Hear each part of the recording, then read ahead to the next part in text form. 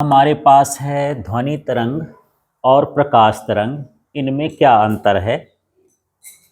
तो जो ध्वनि तरंगें होती हैं वो कैसी तरंगें होती हैं, अनुदैर्ध्य तरंगें होती हैं। मतलब माध्यम के कण और तरंग संचरण की दिशा एक ही होती है, एक ही अनुदिश, माने एक दूसरे के क्या होते हैं, अनुदिश होते हैं। और जो अनुप्रस्थ तरंगें होती हैं इसमें माध्यम के कण और तरंग संचरण की दिशा एक दूसरे के कैसी होती है, लंबवत होती है। ठीक है, इनके संचरण के लिए माध्यम की आवश्यकता होती है। मतलब यदि कोई तरंग इसको हम भेज रहे हैं तो बीच में कोई ना कोई माध्यम होना चाहिए, चाहे ठोस चाहे द्रव चाहे गैस। और इनके संचरण के लिए माध्यम की आवश्यकता नहीं होती है।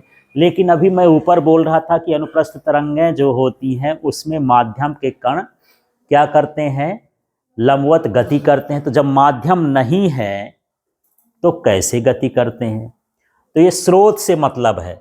जैसे मान लो ये सूर्य से ऐसे किरणें यदि निकल रही हैं तो उसके कण ऐसे ऐसे ऊपर नीचे गति करेंगे, लेकिन जो तरंग होगी वो सीधे सीधे कहाँ की ओर जाएगी, आगे की ओर।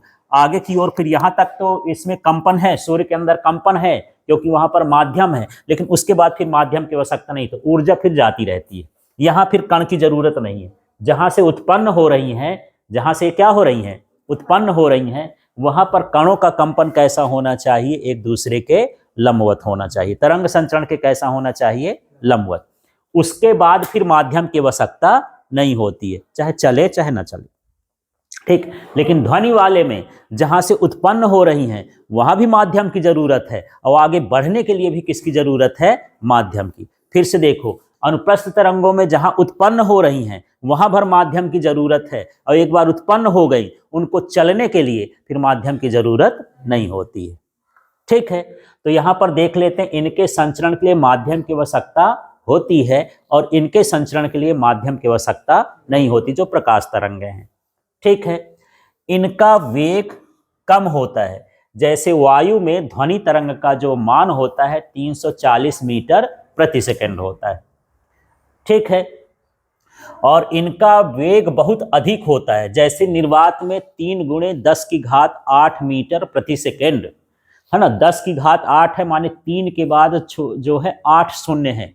इतनी स्पीड से जो है प्रकाश चल रहा है, तो बहुत स्पीड है ना। इसकी तुलना में इन्हें ध्रुवित नहीं किया जा सकता है। ये जो हम पीछे भी पढ़े थे अनुदैर्ध्य अनुप्रस्थ वाले में, उसी तरह से है, और इन्हें ध्रुवित किया जा सकता है। ठीक है, इनमें क्या बनता है, संपीड़न और विरलन, क्योंकि यह अनुदैर्ध्य तरंग है। अनुदैर्ध्य तरंगों में संपीड़न और विरलन होता है।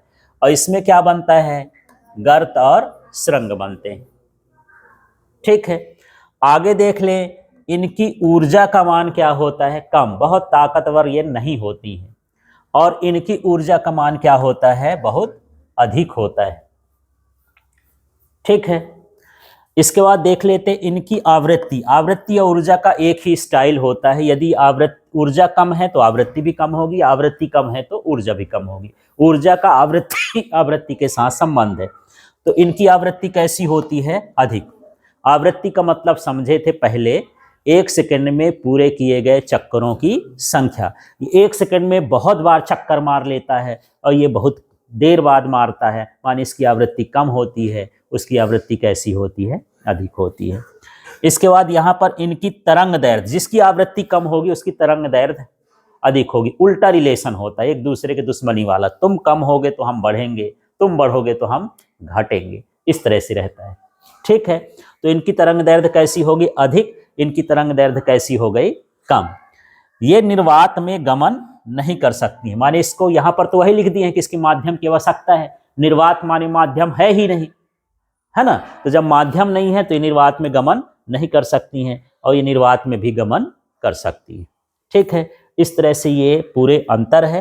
तो इसमें भी जैसे क्वेश्चन आए उसके हिसाब से आप अंतर लिख सकते हो। अब ऐसा नहीं है कि आपसे बन रहा है 3 नंबर का आ गया तो जो है, हाँ, एक एक्स्ट्रा लिख दिया करो। एक क्या करना है, एक्स्ट्रा लिख देना है।